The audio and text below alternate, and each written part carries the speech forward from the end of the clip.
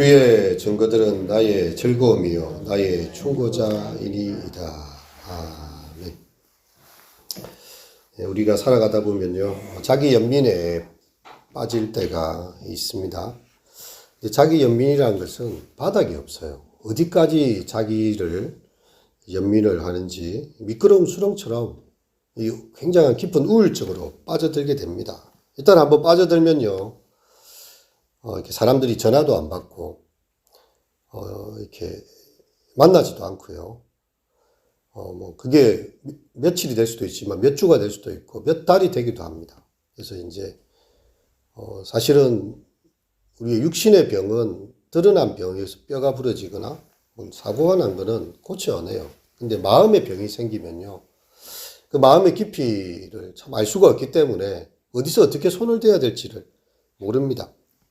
미끄러운 수렁 아래로 빠지면 낙심의 길에 들어서게 되고요. 그 어둠의 수렁은 그 깊이를 알 수가 없습니다. 유일한 희망은요. 고개를 들어서 위로부터 비추어지는 주님의 임재의 빛을 바라보는 것입니다. 우리의 관점에서 보면 웅덩이 깊은 곳에서는 빛이 희미하게 보이겠지만 그 희망의 빛이 있다면 아무리 깊은 곳에 있어도 결국 그곳으로부터 구원이 오기 때문입니다.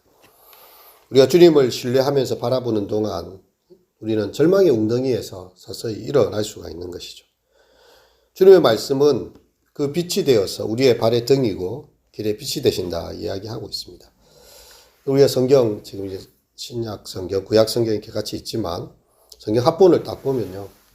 성경 중간을 펴세요 하고 딱 중간을 딱 펴면 시편 딱이 나와요. 딱 그리고 119편 정도 딱 나옵니다. 좀 신기하지 않습니까?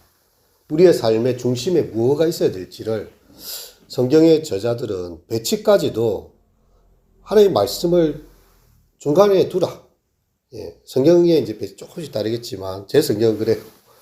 딱 중간 펼치니까 119편 오늘 말씀 여기쯤 나오거든요.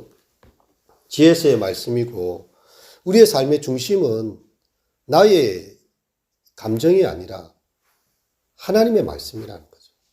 예. 하나님의 말씀이 나를 일어서라 하시면 우리가 얼마나 깊은 수렁에 있다 할지라도 오늘 본문에 보면 고관들이 나를 비방하고 사람들이 나를 비방과 멸시를 내게 던지고 있고 그것 때문에 자기 연민에 있어 마음이 상해 있지만 하나님의 말씀은 나의 즐거움이 되고 나의 충고가 되고 나로 눈을 열어서 주의 법에 기이한 것을 보게 하소서 하면 하나님께서 주의 말씀은 내 발에 등이요 내 길에 빛이다 하고 말씀 한 줄기를 탁 던져주시면요. 이게 사람에부터 나온 충고가 아닙니다. 하나님께서 우리 영혼을 향한 우리 영혼을 지으시고 온 세계의 창조주이신 하나님께서 주시는 말씀이죠. 그 말씀을 통해서 우리가 새 희망을 얻고 일어날 수가 있게 되는 것입니다. 오늘 말씀에 보면 이렇게 이야기하고 있는데요. 찬송받으실 주 여호와여 주의 열매들을 내게 가르치소서 주의 입의 모든 규례들을 나의 입술로 선포하였으며 이렇게 나오고 있습니다. 신앙에 대한 믿음에 대한 고백인데요. 여호와의 입으로 계시된 그 말씀이 이 규례들을 나의 입술로 선포하겠다. 이 모든 말씀이 하나님께서 가라사대라고 주어진 이 말씀이요. 이제 나의 입술로 들어오는 것입니다. 그래서 내가 그 입술을 읽고 선포하고 이렇게 증거하는 것이죠. 모든 재물을 즐거워하는 것보다. 여러분 사람들이 참 이렇게 가난하고 힘든 중에 이렇게 예전 같으면 이제 건강을 발견했다. 얼마나 기쁘겠습니까? 야, 이제 우리 집 빚 다 갚았다. 이제 우리 큰 저택도 살 수 있고, 이제 우리 인생 다 피했다. 얼마나 마음이 즐겁겠습니까? 건강을 캤는데, 건강이 발견됐어요. 그 즐거움이 있습니다. 예수님께서도 천국을 비유하실 때에 그 밭에 나가서 소작농이 자기 밭도 아니고 남의 밭에 가가지고 얼마나 이 땅을 파고 있을 때 마음이 내 나이 일이 돼가지고 내 밭도 하나 없고 남의 밭에 가고 소작이나 하고 있으니 얼마나 참 내 신세 처량한가 했는데 갑자기 뭐가 탁 걸려가지고 보니까 보석이 보화가 막 그 안에 있는 거예요. 너무 놀랐어요. 그래갖고 꽁꽁 다 숨겨두고 갑자기 그 주인을 찾아갖고 저 허름한 밭, 저 산꼭대기에 있는 이상한 밭을 내한테 팔라고 이렇게 이야기합니다. 주인 입장에서도 참 웃기는 이야기죠. 저 뭐 아무것도 없는 거친 밭에 뭘 하는가. 이 사람은 알고 있어요. 저 밭에는 보화가 숨겨져 있다는 걸 자기만 본 것입니다. 천국은 마치 밭에 감추인 보화를 발견한 소장농과 같으니 하고 이렇게 이야기했어요. 자기 자신을 다 팔아서 그 사버립니다. 왜냐하면 그곳에는 보화가 숨겨져 있기 때문이죠. 그렇게 모든 재물을 즐거워하는 것처럼 내 마음이 하나님의 증거의 도를 즐거워하고 있다. 하나님의 말씀이 펼쳐져서 내 영혼에 주어지는 한 줄기 빛으로 모든 재물들이나 모든 물질들은 다 사라지고 없어지지만 이 영원하신 하나님의 말씀, 어제나 오늘이나 영원토록 동일하신 말씀, 나를 향한 나의 창조주께서 들려주는 음성, 그 말씀을 그렇게 즐거워하는 거죠. 15절의 말씀을 보면요. 함께 읽겠습니다. 내가 주의 법도들을 작은 소리로 읊조리며 주의 길들에 주의하며. 예. 이게 묵상하다는 단어가 시편에 다 이렇게 번역이 됐어요. 사람들이 묵상하다는 단어를 자꾸 뭐 어떻게 자기 나름 해서 어떻게 하면 명상하는 거다. 불교에서 돌을 닦을 때 마음을 다 비우는 것처럼. 근데 그런 게 아니죠. 기독교의 묵상은요. 우리의 마음을 비운 이후에 거기에다가 하나님의 음성을, 하나님의 말씀을 다 집어넣는 것이죠. 채우는 것이죠. 나의 생각이 아니라 주님의 법도를 작은 소리로 읊조리면서 하나님의 말씀이 나의 입술로 증거되면서 아까 나의 입술로 선포하겠다고 했잖아요. 세상에 선포하지만 먼저 자신에게 선포하는 것입니다. 그래서 묵상의 단어는요. 작은 소리로 읊조리는 거예요. 환난과 핍박과 시련이 다가옵니다. 하나님 말씀 읽어보니까 하나님은 미쁘시사 우리가 당할 감당치 못할 시험당을 허락지 아니하시고 우리가 시험당할 점에 피할 길을 선능히 감당케 하시는 이런 말씀이 있어요. 지금 시험을 당해서 죽겠어요. 도대체 힘이 듭니다. 근데 하나님은 미쁘시고 신실하신 분이셔서 감당치 못할 시험을 우리에게 허락하지 않으시는 한도를 조절하시는 우리의 육신의 연약함도 아시고 티끌뿐인 인생으로 아시고요. 우리한테 그래도 감당할 만큼의 시험을 주시고 정 감당치 못할 것 같으면 어떻게든 피할 길을 내서 능히 감당하게 하시는 신실하신 하나님이시다. 내 상황은 지금 진흙밭이고 칠흑 같은 어둠이고 아무것도 보이지 않는데 하나님 말씀 그렇게 말씀을 하고 있는 거예요. 내가 살아있고 너희를 향해 신실하다. 너희가 감당치 못할 시험 허락지 않겠다. 그걸 계속 외우는 거죠. 고린도서 10장 13절 말씀. 하나님의 신실하심을 막 입술로 선포하고 주님의 길들에 주의하면서요. 그 율례들을 즐거워하며 그 말씀을 잊지 아니하도록 우리가 계속해서 말씀을 암송하는 이유가 있습니다. 여러분 이것은 우리의 마음을 지키게 하는 것입니다. 아니면 세상의 생각이 우리를 다 이렇게 사로잡아 버려요. 너 이제 죽었어. 너 이제 하나님께서 어디 계셔 봐요. 사람들이 하는 말이 내 하나님이 어디 있느냐. 너의 구원자가 어디 있느냐. 내 눈물이 주야로 음식이 되었다. 사람들의 목소리가 듣고 내 상황만 보면 죽을 맛이죠. 하지만 하나님의 말씀을 보니 감당치 못할 시험은 나 허락지 않으신다. 하나님 나를 사랑하시고 정말 나를 귀히 여기신다. 십자가에서 예수님 주시기까지 나를 사랑하셨다. 그 법도들을 계속 암송하는 것입니다. 우리가 알거니와 하나님을 사랑한 자 그 뜻대로 부르심을 입은 자에게 모든 것이 합력하여 선을 이루느니라. 내가 아는 게 딱 한 가지가 있다면 하나님을 사랑하는 자 그 뜻대로 부르심을 받은 자. 나는 하나님을 사랑하는데 하나님 입장에서는 그 뜻대로 불러내신 분이라는 거죠. 우리를 택하여서 모든 것이 합력하여서 결국은 선한 일을 이루게 하시는 그분의 큰 그림 속에 빅피처 속에 요즘에 빅피처라는 말 쓰지 않습니까?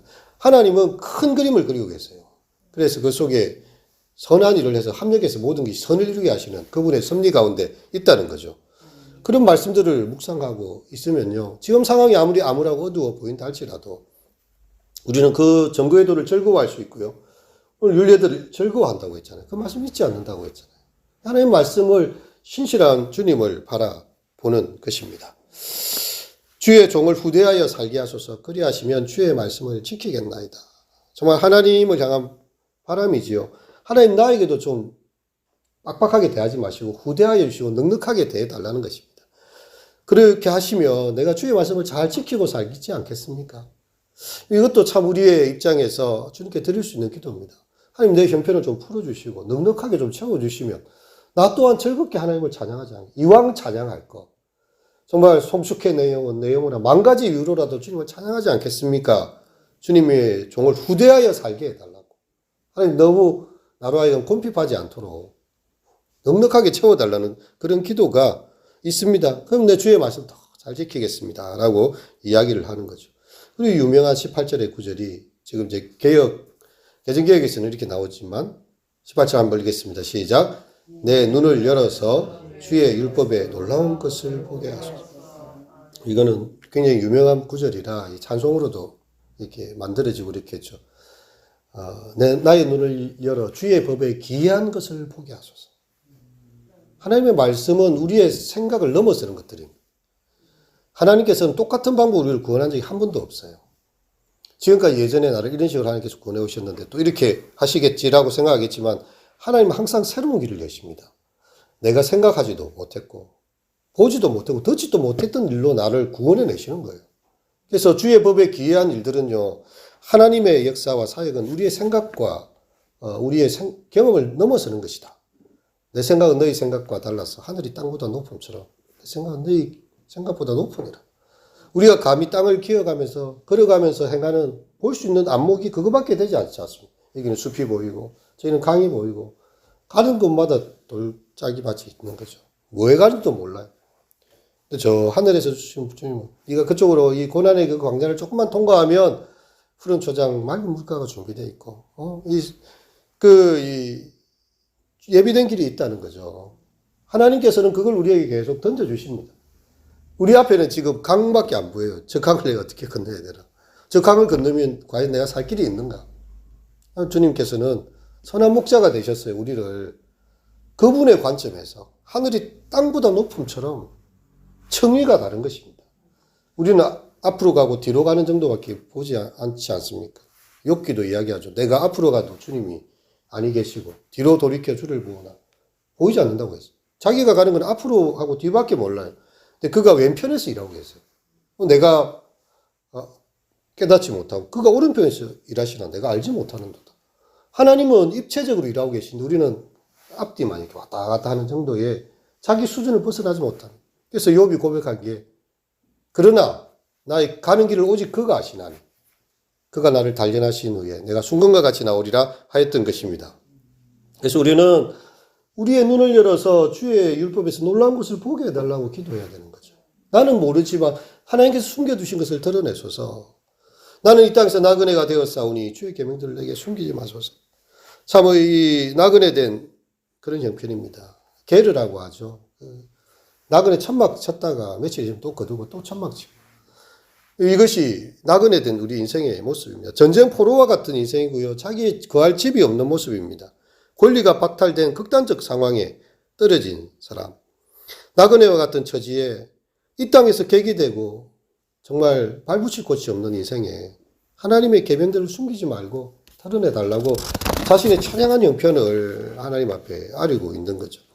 그리고 그가 하나님의 규례를 얼마나 사모하는지 20절 읽어보면요. 주의 규례들을 항상 사모함으로 내 마음이 상하나이다. 하나님 말씀을 계속 기다리고 있어요. 근데 그것이 얼마나 기다림이 긴지 학수고대하는지 내 마음이 상할 정도예요. 하나님 말씀 한마디를 주시고 기도하는데 그렇지 않습니까? 기도하는 중에 하나님께 한마디씩 탁 던질 때가 있어요. 이거는 이제 경험해 본 사람들만 아는 거예요.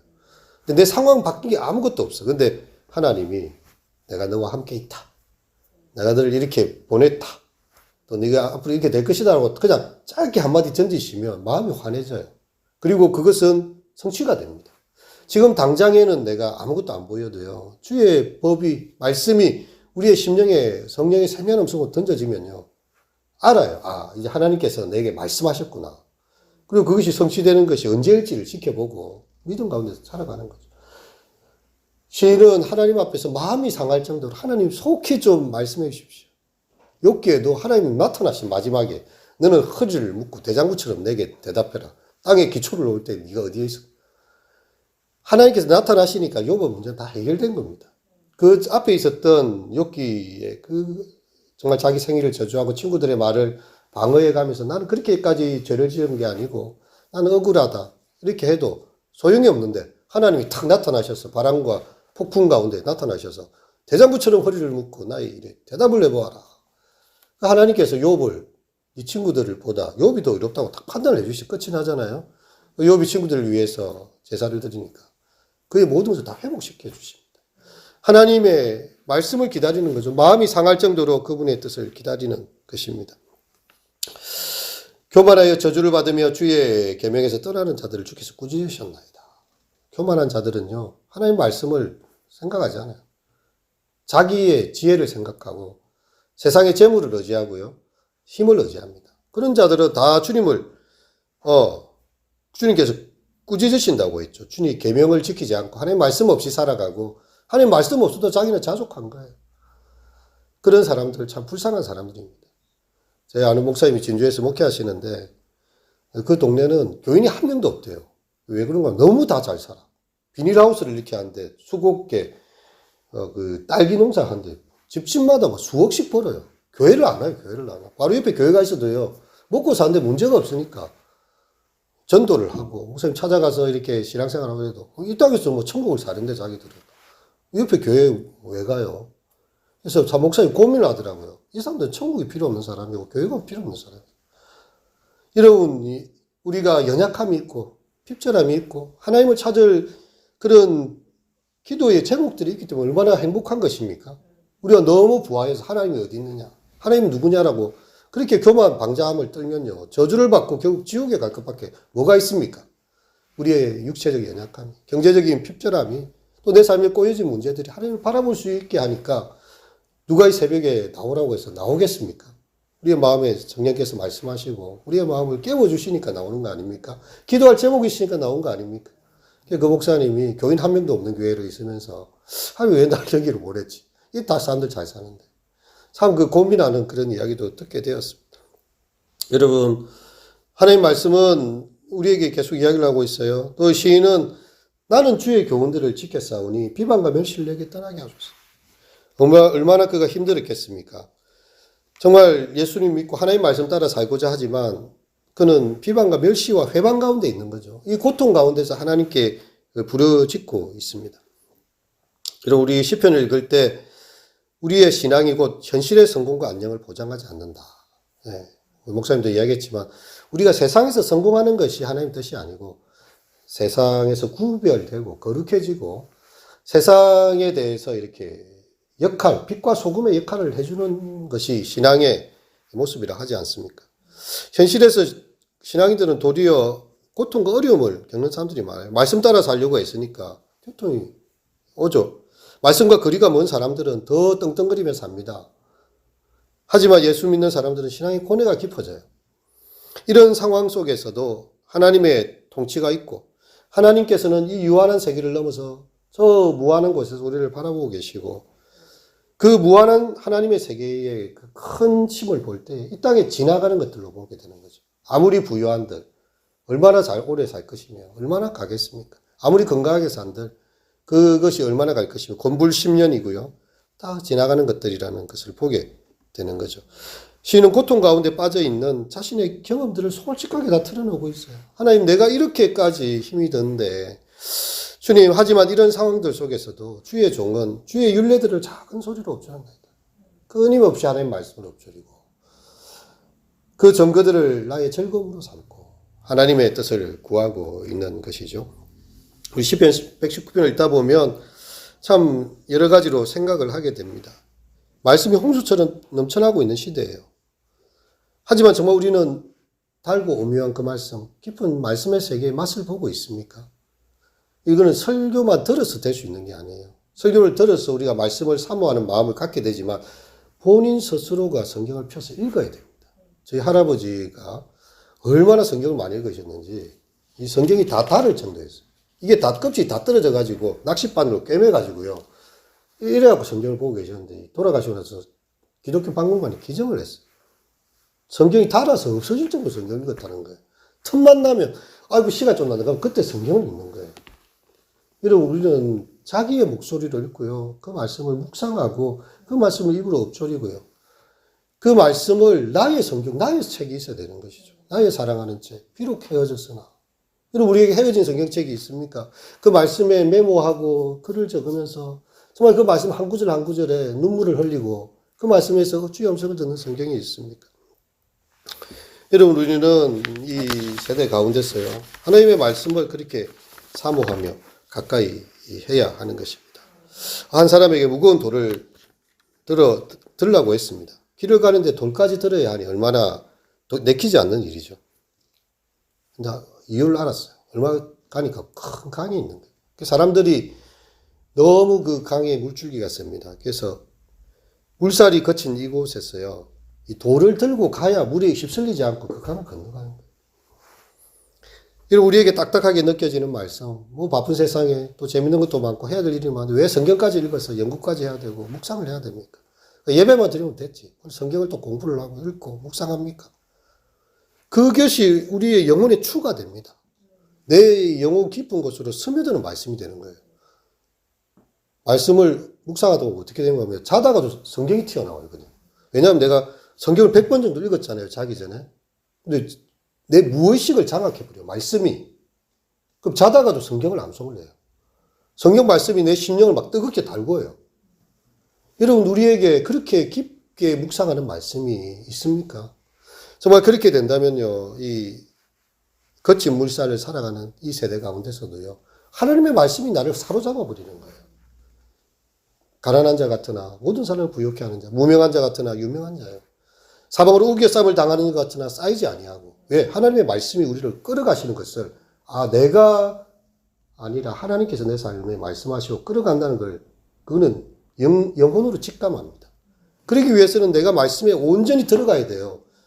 읽고 또 읽고 말씀을 아예 먹어버려야 됩니다. 말씀을 입에 집어넣고 잘근잘근 씹어서 주의 말씀을 아예 그냥 내 영혼 깊은 무엇이에까지 확 집어넣어야 돼요.